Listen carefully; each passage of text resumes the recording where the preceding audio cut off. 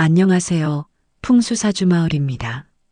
여러분은 살아오시면서 내 인생이 이미 정해져 있는 건 아닐까라는 생각을 해보신 적 있으신가요? 특히 어려운 일이 연달아 일어나거나 반대로 뜻밖의 좋은 일들이 계속될 때면 문득 운명이라는 것이 정말 존재하는지 궁금해지곤 합니다. 구독과 좋아요는 영상 제작에 큰 힘이 됩니다. 오늘은 사주나 명리학에서 말하는 운명의 참된 의미와 우리가 살아가는 과정에서 정말로 중요한 것이 무엇인지에 대한 이야기를 해보려고 해요. 얼마 전 72세 김종수 선생님을 만날 기회가 있었습니다. 40년간 중학교 교사로 계시면서 수많은 제자들을 길러내신 분이죠. 그분께서 제게 이런 말씀을 하시더군요. 젊을 때는 사주를 보러 다니면서 언제 승진할지, 언제 결혼할지만 궁금했는데 나이가 들고 보니 그런 게 중요한 게 아니더라고요. 정작 중요한 건 그 순간순간을 어떻게 받아들이고 어떻게 살아가느냐였어요. 이 말씀이 오늘 제가 여러분과 나누고 싶은 이야기의 핵심입니다. 많은 분들이 사주나 명리학을 통해 미래를 예측하려고 하십니다. 언제 좋은 일이 생길지, 언제 조심해야 할지 알고 싶어 하시죠. 하지만 정작 우리가 놓치고 있는 것은 운명이라는 것의 진정한 의미가 무엇인지, 그리고 그것이 우리 삶에 어떤 영향을 미치는지에 대한 깊은 이해입니다. 오늘은 명리학에서 말하는 명과 운의 차이부터 시작해서 현대를 살아가는 우리가 이를 어떻게 받아들여야 하는지, 그리고 진정한 삶의 지혜는 무엇인지까지 차근차근 살펴보겠습니다. 우리가 흔히 운명이라고 부르는 것을 명리학에서는 명과 운으로 나누어 봅니다. 명은 우리가 태어날 때 가지고 온 기본적인 성향과 재능을 말하고 운은 그것을 펼쳐나갈 환경과 시기를 의미합니다. 마치 한 사람이 가진 씨앗과 그 씨앗이 자랄 토양과 날씨의 관계와 같다고 할 수 있겠죠. 65세 박미경 씨는 평생 간호사로 일해오신 분입니다. 젊을 때 사주를 보러 갔더니 타고난 성격이 남을 돌보는 일에 적합하다는 말을 들으셨다고 해요. 그때는 그저 그런가 보다 하고 넘어갔는데 50년 가까이 간호사로 일하면서 수많은 환자들을 돌보고 나니 그 말의 의미를 깨닫게 되셨다고 합니다. 제가 힘들어하는 환자들을 보면서 마음이 아픈 게 아니라 오히려 그분들이 나아지실 때까지 함께 있어드리고 싶은 마음이 저절로 생기더라고요. 이게 바로 제가 타고난 성향이었던 것 같아요. 하지만 같은 성향을 가지고 태어났다고 해서 모든 사람이 같은 길을 걷는 것은 아닙니다. 박미경 씨의 경우에는 간호사가 되어 그 성향을 발휘할 수 있었지만 어떤 분들은 가정에서 자녀를 키우면서 또 어떤 분들은 사회복지사나 상담사가 되어서 같은 성향을 다른 방식으로 표현하기도 하죠. 이것이 바로 명리학에서 말하는 운의 개념입니다. 서울대학교 심리학과에서 실시한 장기 추적 연구에 따르면 같은 날 같은 시간에 태어난 사람들이라도 성장 환경과 교육 기회, 만나는 사람들에 따라 전혀 다른 삶을 살아가는 것으로 나타났습니다. 연구팀이 30년간 추적 조사한 결과 타고난 성향은 비슷했지만 그것을 발현하는 방식과 시기는 개인차가 매우 컸다고 보고했습니다. 이는 우리가 흔히 생각하는 태어날 때 모든 것이 정해져 있다는 운명론이 얼마나 일면적인 해석인지를 보여주는 중요한 연구 결과입니다. 공자께서는 52지천명이라고 하셨습니다. 50세가 되어서야 하늘의 뜻을 알았다는 말씀이죠. 이는 젊을 때는 외부의 환경과 조건에 휘둘리며 살아가지만 나이가 들어 경험이 쌓이면서 자신의 본질과 삶의 방향을 깨닫게 된다는 의미로 해석할 수 있습니다. 명리학에서 말하는 명과 운의 관계도 이와 맥을 같이 합니다. 69세 최동훈 선생님은 젊은 시절 사업을 하셨습니다. 한때는 직원이 50명이 넘는 제조업체를 운영하셨죠. 하지만 40대 중반 IMF 외환위기를 겪으면서 사업이 어려워져 결국 문을 닫게 되었다고 해요. 당시에는 내 팔자가 원래 이런가 보다며 체념하셨다고 합니다. 그런데 50대가 되어 새롭게 시작한 소규모 카페 운영이 의외로 잘 되기 시작했어요. 젊을 때는 큰 것만 추구했는데 나이가 들고 보니 작지만 소중한 것들을 지켜나가는 것이 더 중요하다는 걸 깨달았어요. 지금 생각해보면 젊을 때의 실패도 결국 이런 깨달음을 얻기 위한 과정이었던 것 같습니다. 이처럼 우리가 운명이라고 부르는 것들은 고정된 결론이 아니라 끊임없이 변화하고 발전하는 과정입니다. 한국보건사회연구원에서 발표한 중장년층 생활만족도 조사 결과를 보면 60세 이후 삶의 만족도가 높은 분들의 공통점은 과거의 실패나 어려움을 성장의 밑거름으로 받아들이는 관점을 가지고 있다는 것이었습니다. 이분들은 젊을 때 겪었던 시행착오들을 후회로 남겨두지 않고 지혜로 승화시킨 경우가 많았습니다. 명리학의 원리를 현대적으로 해석해보면 결국 자기 이해와 환경 적응의 지혜라고 할 수 있습니다. 자신이 어떤 사람인지, 어떤 상황에서 잘 발휘되는지를 아는 것이 명을 이해하는 것이고, 주어진 환경과 시기에 맞춰 유연하게 대응하는 것이 운을 활용하는 것이죠. 74세 이순자 할머니는 평생 농사를 지으신 분입니다. 젊을 때는 도시로 나가고 싶어 하셨지만 가정 형편상 고향을 떠날 수 없었다고 해요. 그때는 내 운명이 이런가 보다며 체념하셨다고 합니다. 하지만 40년 넘게 농사를 지으면서 자연의 리듬을 익히고 계절의 변화에 맞춰 살아가는 지혜를 터득하셨죠. 지금 와서 생각해 보니 도시에서 살았다면 이런 평온함을 느낄 수 있었을까 싶어요. 매일 아침 새소리에 잠이 깨고 저녁에는 노을을 보며 하루를 정리하는 이런 삶도 참 소중한 것 같습니다. 하지만 운명을 잘못 이해하는 경우도 적지 않습니다. 가장 흔한 오해는 이미 정해져 있으니까 노력해봤자 소용없다는 숙명론적 사고입니다.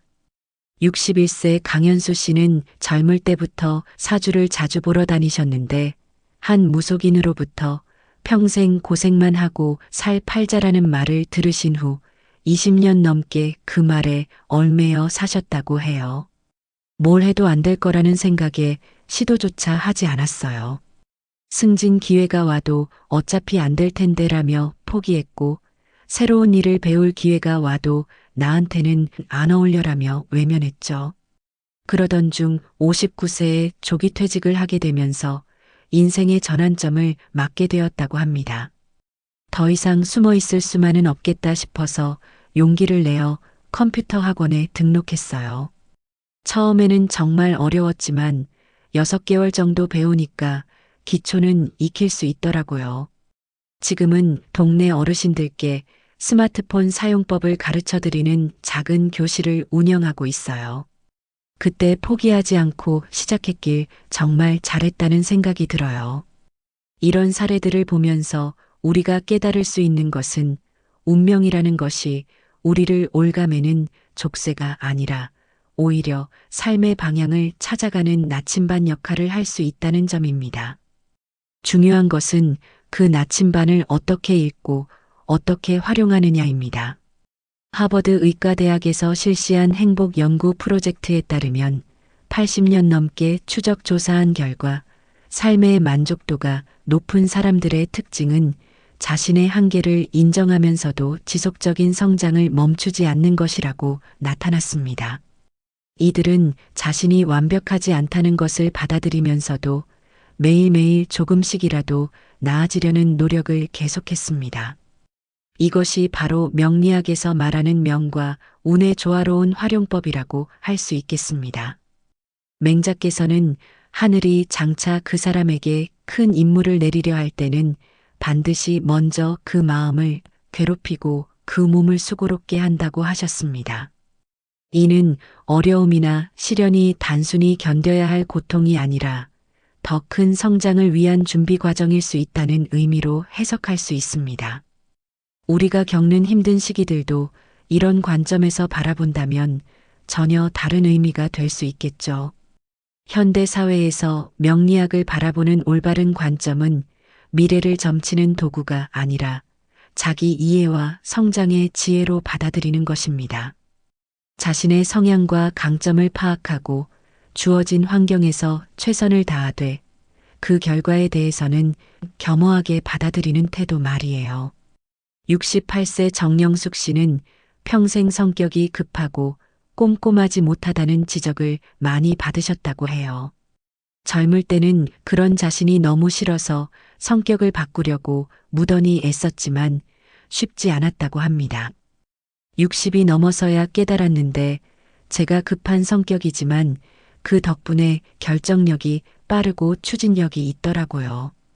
꼼꼼하지 못하지만 대신 큰 그림을 보는 능력은 있었고요. 이제는 저의 단점을 보완해 줄 수 있는 사람들과 함께 일하려고 노력해요. 혼자 완벽하려고 하지 말고 서로의 부족한 부분을 채워주면 되는 거더라고요. 이처럼 자신의 본성을 인정하고 받아들이는 것이 바로 명리학에서 말하는 명을 이해하는 첫걸음입니다. 통계청에서 발표한 고령층 사회참여 실태조사를 보면 60세 이후에도 활발한 사회활동을 하는 분들의 특징은 자신의 강점을 명확히 파악하고 그것을 활용할 수 있는 영역을 찾는 능력이 뛰어나다는 것이었습니다. 이분들은 젊을 때처럼 모든 것을 다 잘하려고 하지 않고 자신이 정말 잘할 수 있는 분야에 집중하는 지혜를 보여주었습니다. 76세 김정호 선생님은 평생 회계사로 일하셨는데 은퇴 후에는 동네 소상공인들의 세무상담을 무료로 해드리고 계십니다.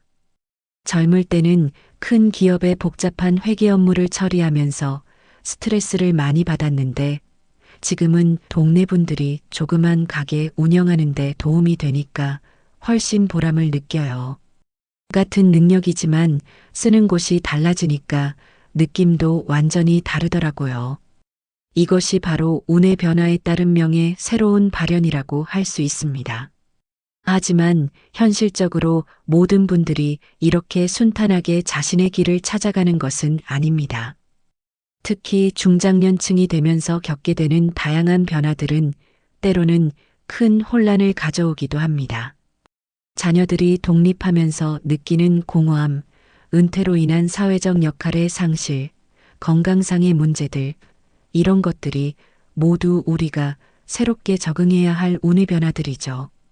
63세 박순덕 씨는 30년간 은행에서 일하시다가 명예퇴직을 하신 후 2년 넘게 우울감에 시달리셨다고 해요.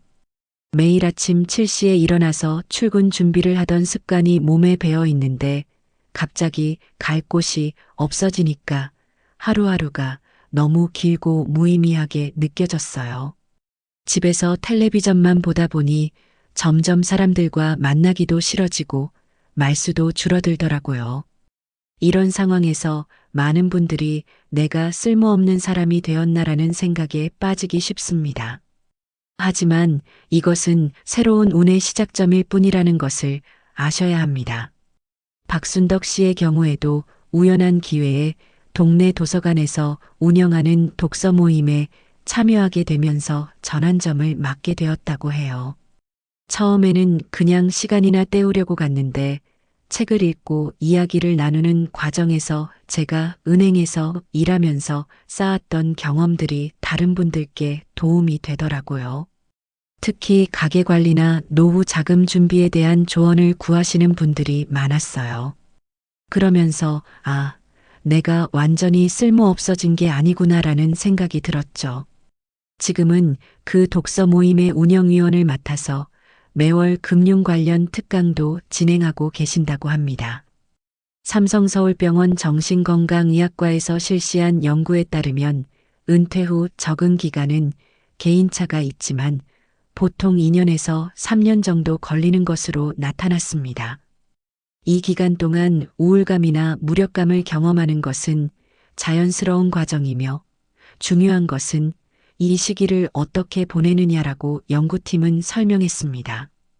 새로운 역할과 의미를 찾아가는 과정에서 기존의 경험과 능력을 어떻게 활용할지 고민하는 것이 핵심이라고 덧붙였습니다. 장자는 무용지용이라는 말을 했습니다. 쓸모없어 보이는 것이 오히려 진짜 쓸모가 있다는 의미죠.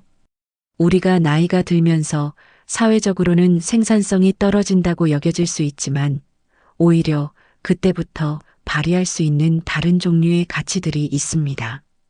경험에서 우러나오는 지혜, 서두르지 않고 차근차근 살펴보는 관찰력, 젊은 세대를 이해하고 감싸주는 포용력 같은 것들 말이에요. 71세 서명희 할머니는 젊을 때부터 손재주가 좋으셨지만 생계를 위해 공장에서 일하시느라 취미 생활을 제대로 해본 적이 없으셨다고 해요. 그런데 65세에 무릎 수술을 받고 회복하는 과정에서 뜨개질을 시작하게 되셨죠. 처음에는 재활 운동 삼아 시작했는데 하다 보니 너무 재미있더라고요. 특히 손주들 옷을 떠주면 너무 좋아하는 모습을 보면서 큰 보람을 느꼈어요. 지금은 동네 문화센터에서 뜨개질 강사로 활동하고 계십니다. 젊을 때는 돈을 벌기 위해 손을 써야 했는데 지금은 기쁨을 나누기 위해 손을 쓰니까 느낌이 완전히 달라요. 같은 행동이지만 마음가짐이 바뀌니까 이렇게 다른 의미가 되는 거더라고요. 서명희 할머니의 말씀에서 우리는 운의 변화가 반드시 나쁜 것만은 아니라는 점을 깨달을 수 있습니다. 하지만 이런 긍정적인 변화를 만들어내기 위해서는 몇 가지 중요한 조건들이 필요합니다. 첫 번째는 열린 마음입니다. 기존의 틀에 얽매이지 않고 새로운 가능성을 받아들이려는 자세가 있어야 하죠. 두 번째는 작은 시도들을 계속하는 용기입니다. 완벽한 계획을 세우려고 기다리지 말고 작은 것부터라도 시작해보는 것이 중요합니다. 67세 이창수 선생님은 교직에서 은퇴하신 후 우연히 동네 카페에서 바리스타 체험 프로그램에 참여하게 되셨습니다. 처음에는 그냥 호기심에 해본 건데 커피를 내리는 과정이 생각보다 정교하고 재미있더라고요. 무엇보다 손님들이 맛있게 드시는 모습을 보면서 느끼는 기쁨이 예상외였어요. 지금은 주말마다 그 카페에서 자원봉사 바리스타로 활동하고 계십니다. 교사로 일할 때도 학생들이 이해했을 때 보람을 느꼈는데 지금도 비슷한 느낌이에요. 커피 한 잔으로 누군가의 하루가 조금이라도 따뜻해진다면 그것만으로도 충분히 의미 있는 일이라고 생각해요. 이창수 선생님의 경우처럼 새로운 영역에서도 기존의 경험과 성향이 자연스럽게 발휘되는 것을 볼 수 있습니다. 연세대학교 사회복지연구소에서 발표한 보고서에 따르면 노년기 삶의 질이 높은 분들의 공통점은 새로운 학습과 도전을 멈추지 않는 것이라고 나타났습니다. 이분들은 나이를 핑계로 포기하지 않고 자신의 속도에 맞춰 꾸준히 새로운 것들을 시도했습니다. 중요한 것은 결과보다는 과정 자체를 즐기는 마음가짐이었다고 연구팀은 분석했습니다. 그런데 여기서 주의해야 할 점이 있습니다. 새로운 도전이라고 해서 무리한 목표를 세우거나 젊은 사람들과 똑같이 하려고 할 필요는 없다는 것이죠. 오히려 자신의 현재 상황과 능력을 정확히 파악하고 그에 맞는 적절한 수준의 목표를 설정하는 것이 중요합니다. 69세 최윤정 씨는 젊을 때부터 운동을 좋아하셨지만 무릎 관절염 때문에 등산이나 조깅 같은 격한 운동은 할 수 없게 되셨습니다. 처음에는 이제 정말 늙었구나라는 생각에 의기소침해지셨다고 해요. 하지만 의사의 권유로 수중 운동을 시작하게 되면서 새로운 재미를 발견하셨죠. 물속에서 운동하니까 관절의 부담도 덜하고 생각보다 운동 효과도 좋더라고요. 무엇보다 수영장에서 만난 동년배분들과 함께 운동하면서 새로운 친구들도 많이 사귀었어요. 젊을 때는 혼자 운동하는 걸 좋아했는데 지금은 함께하는 재미가 더 큰 것 같아요. 이처럼 조건이 바뀌더라도 본질적인 욕구와 성향은 다른 방식으로 표현될 수 있다는 것을 알 수 있습니다. 괴테는 80세가 넘어서도 파우스트 2부를 완성했습니다. 그는 나이가 들수록 완성에 대한 욕구가 더 강해진다고 말했죠. 이는 젊을 때는 가능성을 탐색하는 시기라면 나이가 들어서는 그동안 쌓아온 것들을 완성하고 의미를 부여하는 시기라는 것을 의미합니다. 우리가 흔히 생각하는 이제 늦었다는 관념과는 정반대의 관점이죠.